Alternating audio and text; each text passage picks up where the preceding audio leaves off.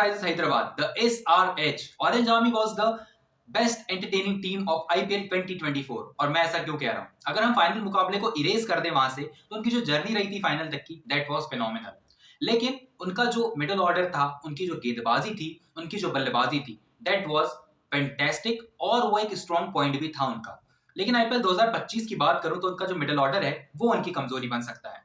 जी हाँ, Heinrich Klaasen run जरूर बनाते हैं, लेकिन जब हेनरिक क्लासन रन बनाते हैं और कोई और रन नहीं बनाता, तो टीम वो मुकाबले जीत नहीं पाती है।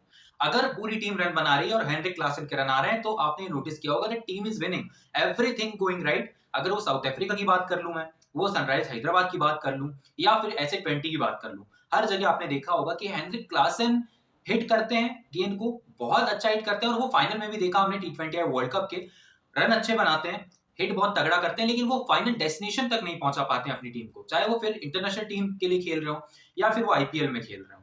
तो that is the thing which is going right in favour of Heinrich Klaasen only, but wrong in favour of team. लेकिन अगर मैं बात करूं यहाँ पर बाकी और बल्लेबाजों की, तो इस बार ना अभिनव मनोहर को ऐड किया है। अभिनव मनोहर क्या निकालते हैं अपने पिटारे से, वो देखने वाली बात होगी।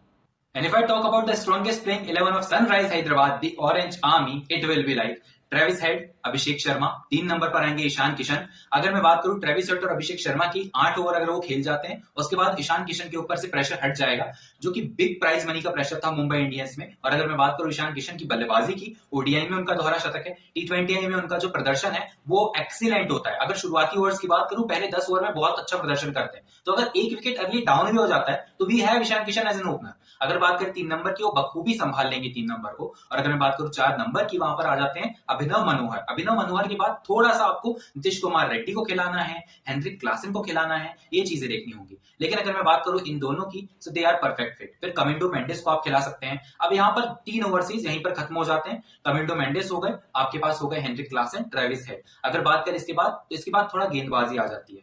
पैट कमिंस है, मोहम्मद शमी को इस बार पिक किया है, that is the great choice. अगर वो फिट होते हैं और सारे मैचेस खेलते हैं, दैट इज गुड। नहीं तो फिर जयदेव नाटकट के साथ जाएंगे, and third will be Harshal Patel. वो स्वैप भी कर सकते हैं हर्षल पटेल और जयदेव नाटकट के बीच में। लेकिन अगर बात करें स्पिन डिपार्टमेंट की, वहां पर उन्होंने राहुल चहर को लिया हुआ है। Sir Rahul Chahar will play over the season. अगर मैं बात करूं यहाँ पर 14 के 14 मुकाबलों की, वो पूरे खेलेंगे।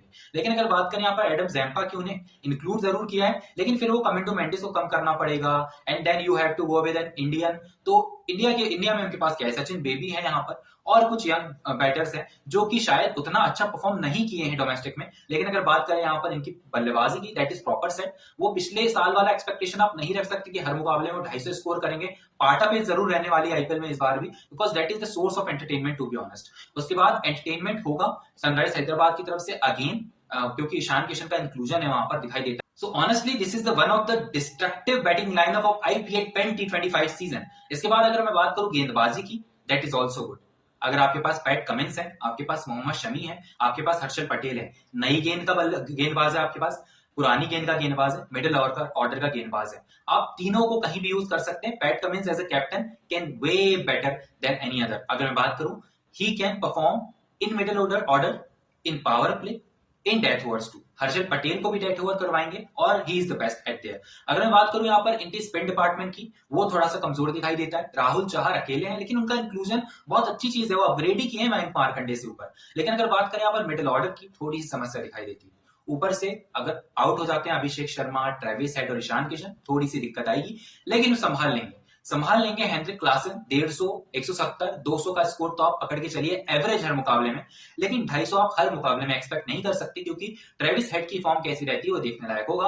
अभिषेक Sharma is playing at his best, phenomenal खेल रहे हैं। इंग्लैंड अभी तक भूल नहीं पाया, उन्होंने जो शतक स्कोर किया था उनके against. I think the orange army can qualify for playoffs this time again. लेकिन अगर मैं फाइनल की बात करूं, तो पिछला फाइनल भुलाने की कोशिश करेंगे, इस बार थोड़ा सा नए रंग में आएंगे, और जो अपना प्रदर्शन है उसको और बेहतर करने की उम्मीद होगी सनराइज हैदराबाद से।